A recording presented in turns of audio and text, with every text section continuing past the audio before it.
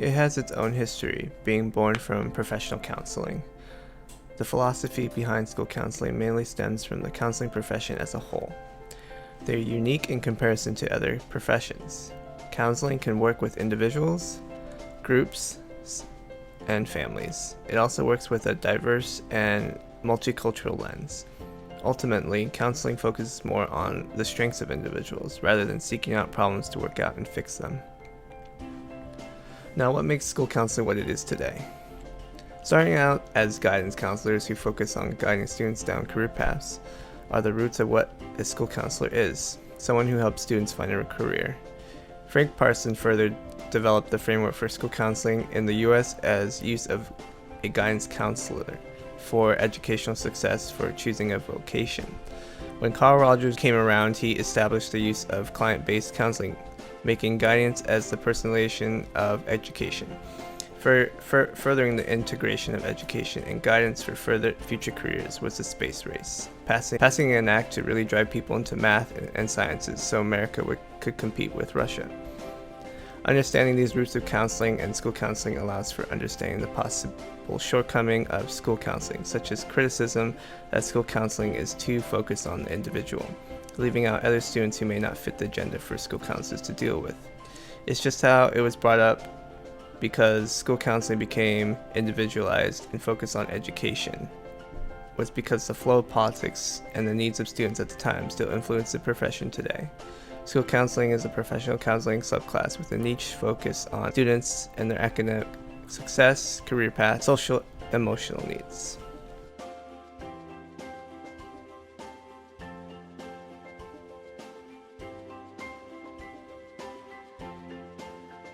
Professional organizations have developed in the past several decades as school counseling became a profession in our schools. They're involved with supporting and providing counselors with networking opportunities, leadership opportunities, professional development, and support. They also help maintain a professional identity. Associations have events that can give counselors access to figureheads of the field, provide members an outlet to advocate on, and support to tackle problems in the field. Some examples of big professional organizations in the school counseling field are the American School Counseling Association and the American Counseling Association. Both provide benefits I mentioned before, as well as guidelines to help counselors carry out their career. These two organizations are intriguing to join during the program, as the ACA has sub-organizations such as the Association for Multicultural Counseling and Development, and also Counselors for Social Justice. These assets that professional organizations provide are vital in the workings of the school counseling profession, as they keep counselors motivated, informed, and growing.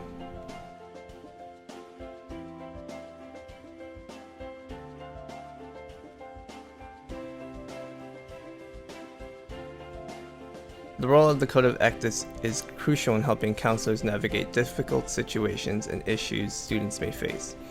When a situation presents itself to a counselor and the process to resolve the issue is complicated, the Code of Ethics is there to provide a step-by-step process to ensure ethical standards are being met to protect the student as well as the counselor and the other parties involved.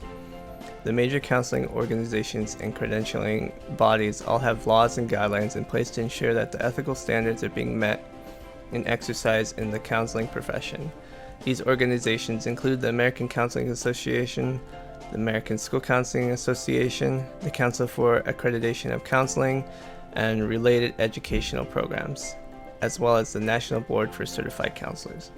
All these bodies have ethical standards in place to maintain counselors with ethical standards, and that also require them to follow in order to become a professional counselor, as well as stay as one. Also, not only involves the students, but also greatly involves the schools. Any federal changes to the U.S. Board of Education impacts them. Since schools are funded by federal funding, public schools are effective since they are public areas that the government funds. I believe the most common ethical situation I could encounter will be when a student reveals something to me that is on the fence of whether or not I should let other parties know. Ethics step models to guide me through the problem to determine what the actual dilemma is and the steps to take action, following through with a resolution. Additionally, I will take the time to reach out to other professionals and my colleagues to get more opinions and perspectives to better my judgment on how to take on the problem. These ethic codes and laws are in place to ultimately protect the student involved as well as the counselor, and are very important in the assurance of the students' and counselors' well-beings.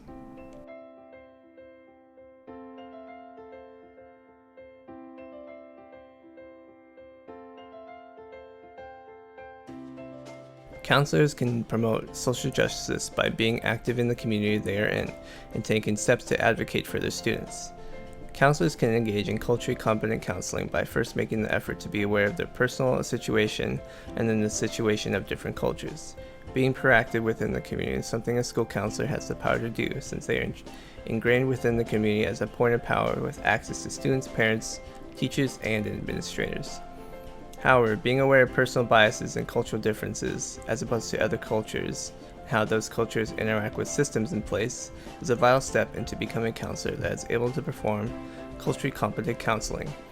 Some advocacy processes, in addition to being aware and being proactive in the community, are helping students combat cultural barriers that they bring up, and take the risks to talk to administrators to make changes for the betterment of the student's environment at school. Standing up for change and talking to administrators also gets into advocating for school counseling profession. Making sure to take the time to inform and be open to others around school counseling is vital to ensure school counseling does not go underappreciated as a role in schooling.